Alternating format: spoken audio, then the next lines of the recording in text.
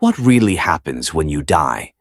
Do you vanish into nothingness, or awaken into something far greater than you could imagine? Welcome, seeker of truth, to the edge of the known world, where life ends and the soul steps into the great unknown. Today we explore an ancient and deeply mysterious guide from Tibetan Buddhism, one that doesn't just speak about death, but navigates it. It's called the Bardo Thodol, known in the West as the Tibetan Book of the Dead. This isn't some cryptic scroll of myths and metaphors. It's a spiritual blueprint meant to be read aloud to those crossing the threshold of death, or to prepare you for your own journey into the beyond. Let's begin. And remember, what you're about to hear that might just change the way you live. The origins of the Bardo Thodol trace back to Padmasambhava, a mystic so powerful, Tibetan legends speak of him as part man, part divine force. Revered as Guru Rinpoche, the precious master, he didn't just introduce Buddhism to Tibet, he redefined it. In the 8th century, he arrived in a land of shamanic rites and wild spiritual forces. But Padmasambhava didn't resist them. He transformed them. Using esoteric teachings, rituals, and inner mastery, he tamed chaotic spirits, integrated ancient traditions, and laid the foundation of what would become Tibetan Vajrayana Buddhism. And from that mystical fire came the Bardo Thodol, a manual not for the body but for consciousness itself. Its purpose? To guide the soul through what happens after death, not based on belief but on experience. Because in Tibetan thought, death is not the end, it's a powerful transition, one that offers the rare chance for liberation. The word Bardo means in-between state, and the Bardo Thodol speaks of 3 bardos the soul will pass through after death, each one a chance to break free from the cycle of rebirth. Let's walk through them. 1. The Bardo of the moment of death, Chikai Bardo. As the body shuts down, a strange and sacred thing happens. Your breath fades, your heartbeat slows, and your sense of self begins to unravel. In that silence, the Chikai Bardo begins, the Bardo of the exact moment of death. Here, consciousness is released from its earthly prison. And in that opening, the soul is bathed in what the text calls the clear light of reality. This light isn't a metaphor. It's the pure, formless awareness beneath all existence. If you recognize it, if your mind is still and ready, you can merge with it and be instantly liberated. No rebirth, no karma, just union with the Absolute.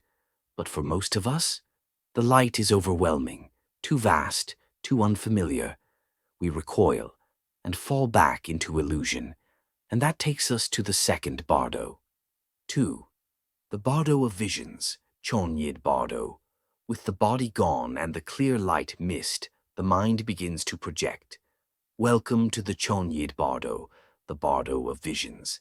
Here the soul is bombarded with vivid and often terrifying images, deities, demons, peaceful Buddhas, wrathful spirits. But none of them are real in the way we think. They are reflections of the mind, manifestations of our own inner world. The peaceful deities represent wisdom, clarity, and compassion. The wrathful beings, they're the darker forces we carry within, our fears, desires, unresolved pain. If we see them for what they are, projections, we can still wake up. But if we react with fear, with attachment, we get swept away. This is why Tibetan masters trained daily for death, so when the visions came, they'd remain lucid and free. 3. The Bardo of Becoming, Sidpa Bardo. And now we arrive at the final passage, the Sidpa Bardo, where karmic winds begin to stir. The soul is no longer seeing visions. It is now being pulled by its past actions, desires, and mental patterns toward a new birth. Like a magnet drawn to metal, the soul begins seeking a new form. It witnesses scenes of conception. It feels attraction, confusion, longing.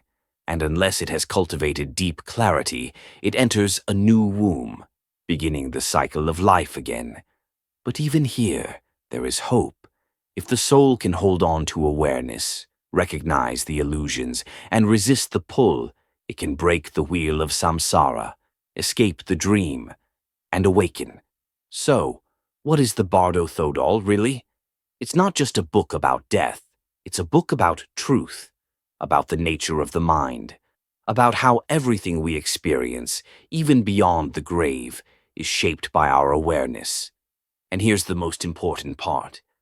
This book is not just meant to be read at death. It's meant to prepare us to live differently, with mindfulness, with compassion, with the deep understanding that the self we cling to is just a flicker in the great mirror of reality. As the teacher Chogyam Trungpa once said, "The bad news is you're falling through the air, nothing to hold on to, no parachute. The good news is there's no ground. Maybe death isn't something to fear, but something to understand. And maybe, just maybe, by looking deeply into what happens after we die, we can finally learn what it means to be alive." If this journey spoke to something deep within you, consider subscribing and sharing this with someone who's ready to explore life's greatest mysteries. Drop a comment. Do you think we continue after death? Or is it lights out? Until next time, keep seeking, keep questioning, and keep walking the path.